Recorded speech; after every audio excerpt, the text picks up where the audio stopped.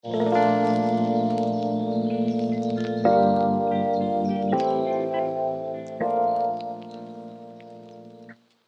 si je vous disais que vous n'avez pas besoin d'une immense tour pour jouer à vos jeux préférés? Et si je vous disais qu'il existe désormais un PC de la taille d'une Apple TV capable de faire tourner une bonne partie de votre bibliothèque avec des performances des plus honorables? Aujourd'hui, on parle du Geekom A7, un mini PC propulsé par un Ryzen 9 et une Radeon 780M. Je crois que ce qui surprend le plus lorsqu'on sort le Geekom A7 de sa boîte, c'est sa taille. Le mini PC se rapproche de l'encombrement d'une Apple TV, avec un boîtier mesurant 12 cm de long et de large pour une hauteur de seulement 3,7 cm et une contenance globale de 0,47 litres. C'est proprement stupéfiant et ses dimensions compactes ouvrent aussi le champ des possibles.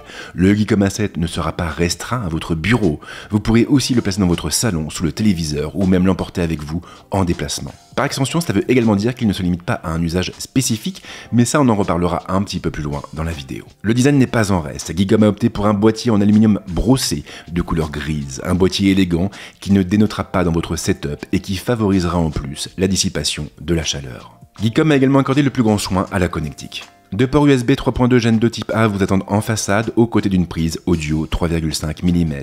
Un lecteur de carte SD est placé sur le côté et à l'arrière c'est la profusion de connecteurs avec deux ports HDMI 2.0, un port USB 3.2 Gen 2 type C compatible Power Delivery, un port USB 3.2 Gen 2 type A, un port USB 2.1 type A, un port USB 4 Gen 3 type C avec Power Delivery et un connecteur RJ45. Sans oublier bien sûr le port pour l'alimentation. Pas de connecteur HDMI 2.1 en revanche, et il faut avouer que c'est un petit peu dommage. Concernant la connectivité, là ça est très bien fourni aussi avec du Wi-Fi 6E, le Bluetooth 5.2 et un RJ45, proposant un débit maximum de 2,5 gigabits par seconde.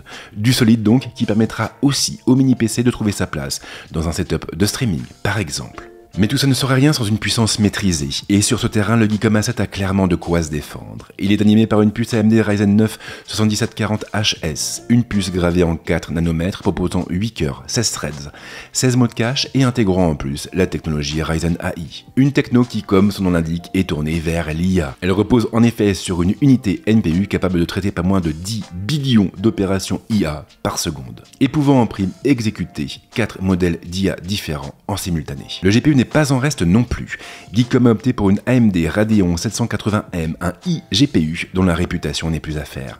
Il comporte en effet 12 unités de calcul et il prend en charge le RDNA 3, mais aussi DirectX 12 Ultimate. L'ensemble est couplé à 32 Go de mémoire vive en DDR5, 5600 et à 2 Tera de stockage en SSD.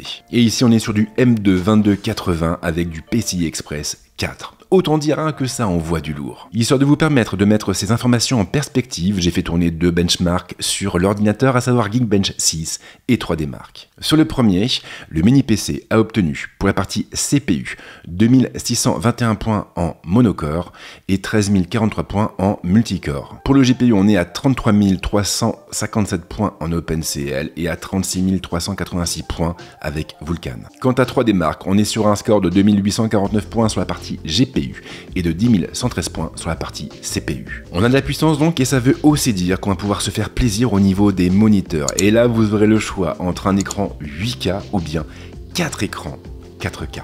Oui, 4 écrans. Mais le meilleur reste à venir. L'A7 est aussi une machine évolutive. Il sera en effet possible de l'ouvrir et de changer la mémoire vive et le SSD. Côté RAM, on pourra d'ailleurs monter à un maximum de 64 Go, ce qui suffira à donner un beau coup de fouet à la configuration. Alors bien sûr, tout ça ce sont de belles paroles et ce qui compte vraiment, ce sont les performances sur le terrain. Vous l'aurez compris, on va désormais parler usage. Et on va attaquer directement par les jeux. Baldur's Gate 3 pour commencer tourne aux petits oignons, du moins à condition de passer par les options en lien avec les graphismes. Il sera préférable de s'en tenir au 1080p et de ne pas pousser tous les paramètres au maximum. Mais une fois quelques tests effectués, le titre tournera à merveille sur le mini PC. Il en va de même pour GTA V. Encore une fois, un passage par les options sera inévitable et il vaudra mieux s'en tenir à une définition en Full HD. Et là vous pourrez clairement atteindre les 60 FPS, y compris en poussant un peu les effets derrière. C'est franchement magique et vous pourrez donc profiter pleinement du titre de Rockstar en attendant bien sûr le prochain épisode. Elden Ring a donné un peu plus de fil à retordre à l'A7. C'est en effet sur ce titre qu'il a fallu faire le plus de concessions. Même en basculant sur le Full HD, j'ai dû baisser les effets au maximum pour garder le jeu le plus fluide possible, ce qui ne m'a évidemment pas empêché de me faire taillader par le premier venu. J'assume, je suis très mauvais à ce genre de jeu, mais genre vraiment mauvais, c'est horrible. Palworld ne s'est pas non plus laissé facilement dompter, sans que la faute n'incombe réellement au mini-PC de Geekom. Par défaut, le titre a voulu se lancer en 4K avec tous les désagréments que vous pouvez imaginer. Il a donc fallu le basculer en 1080p, mais là malheureusement, il a aussi basculé sur le mode fenêtré.